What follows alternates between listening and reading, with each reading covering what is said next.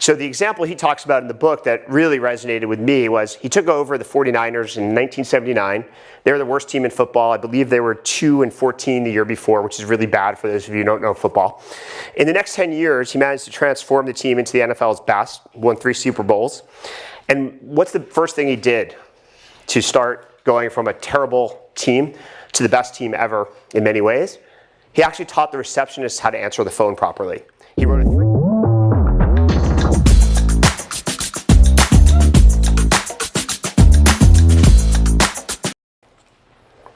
Finally, around metrics, one insight I've had over my career is what you kind of want to look for the anomalies.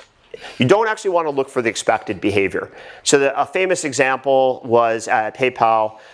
None of the top 10 markets that the company was planning to go after included eBay. But one day, someone noticed that 54 power sellers had actually handwritten into their eBay listings, "Please pay me with PayPal," and brought this to the attention of the executive team at the time. The first reaction of the executive team was, "What the hell's going on? Let's kick them out of the system. That's not our focus." Fortunately, I think David Sachs came back the next day and said, "I think we found our market. Let's actually build tools for these power sellers. Instead of forcing them to write into their listing, 'Pay me with PayPal,' why don't we have an HTML button that they can just insert?" Well, that started to work. And then he said, well, actually, why don't we make them insert it? Why should we make them insert it all the time? Why don't we just auto-magically insert it for them so they can insert it once, and then every single listing they have forever, it'll just automatically appear there. So that became the success for PayPal. Similarly, I was at LinkedIn, and I saw this stat that made no sense to me. The UI of the site was a little bit different back then, but 25% of all clicks, maybe 30% of all clicks from the homepage were people going to their own profile. And that made no sense whatsoever. I mean, like it was a settings, like you had to literally go to the right margin, find a link, and it was 25 to 30% of every single click at scale. I mean, so this is like statistically valid stuff. And it made no sense whatsoever. Never have seen like a UI perform that way. And I kind of went around for weeks trying to figure this out. And then someone very smart, actually it was Max Levchin, said something to me, and I was like, he's like, "It's vanity." And I'm like, aha. People were looking at themselves in the mirror. That's a pretty good answer. So, because they weren't editing their profile, nobody has like something to edit every day in their profile, but they actually were just looking at themselves in the mirror every day because it made them feel good. And then you could actually test that hypothesis and say, well, if I have more content, do I look at myself in the mirror more often? Turns out you did. If you had more endorsements, did you look at yourself in the mirror more often? Turns out you did. So we actually figured out like what was actually underneath the utilitarian product that the product team thought they were building was actually a lot of emotional vanity. They didn't exactly translate it to the best possible feature like the PayPal example, which you couldn't easily put a button that said "Be more vain today," you know, on the homepage. That would probably not work perfectly. So it never really like took off the way the PayPal example did, but it really clarified what users of the product really wanted. And we wouldn't have found that without looking for anomalous data. The final topic I want to talk about is details. And there's, in my assigned reading, there's a great book I really like by Bill Walsh called "The Score Takes Care of Itself."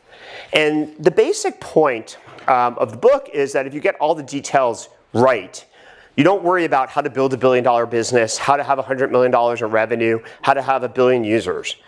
That's a byproduct of getting all the details of what you do every day to be excellent. So the example he talks about in the book that really resonated with me was he took over the 49ers in 1979. They were the worst team in football. I believe they were 2-14 the year before, which is really bad for those of you who don't know football. In the next 10 years, he managed to transform the team into the NFL's best, won 3 Super Bowls. And what's the first thing he did to start going from a terrible team to the best team ever in many ways? He actually taught the receptionists how to answer the phone properly. He wrote a 3-page memo about how to actually answer the phone. Now that may sound absurd, but his point was if the organization as a whole does everything exactly the right way, then receivers, for example, will start running their routes at 7.5 yards, not 7 yards, not 8 yards, and that actually will matter. And if everybody on the team executes exactly up to the same standard of performance, you'll have an organization that is performing at the highest possible level, and then with enough random variation, the highest possible performance team will do the best. So the way you translate this to a company are to a lot of details that may not matter. They may not seem that they matter superficially. Most people would agree that details matter when it faces the user. But where the real debate is on things that don't face the user. So Steve Jobs famously in the Mac insisted upon an immaculate circuit design board. You can read about this in various books. The Mac, for those of you who don't remember the Mac, probably everybody here, but some of you may have seen it, actually couldn't be opened. So the circuit board design couldn't be seen by any single person in the world. There was no way to open the Mac except the people who worked at Apple. And Steve insisted that it be absolutely perfect and beautiful. That's the kind of detail obsession that this sort of philosophy of building a company requires. Examples that may be more practical for you instead of circuit boards are things like, what food do you serve people? It actually matters more than you might guess. When people don't like the food you serve them, what do? They go gossip. They go complain to their friends. They go walk over to someone's desk. And all of a sudden at lunch, what they're complaining about is they're mostly spending time gossiping and complaining instead of brainstorming. So you don't have this serendipitous idea matching another serendipitous idea that creates a spark. Instead, they're all wandering and willowing around. So the best thing you can do is actually give people the food they want, or food that's good for them, that makes them more productive. So it may seem a lot like this glorious job you thought you have is actually more like running around being a TaskRabbit for people, but it's to take the things off their plate that are a distraction so that they can be high-performance machines. And if you take enough things away from people that distract them and give them the tools to be successful, all of a sudden your organization produces a lot more. Similarly, another example that's often got wrong is office space. So one natural instinct is when you need an office, just to have an office manager or someone on your team go out and find offices. And they'll go on tours with agents and they'll come back with photos and ideas. You need to do that yourself.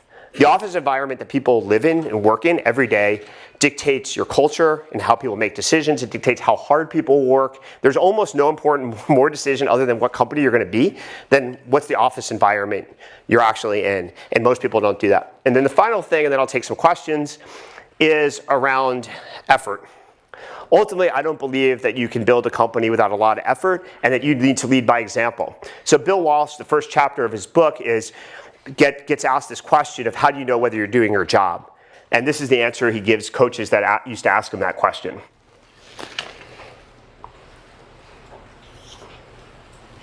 So if this is what you feel like every day, you're probably on the right track. And if that doesn't sound appetizing, you probably shouldn't start a company, truthfully. All right, with that, I'm done with the prepared part. Let me see if anybody has questions that I can try to be helpful with.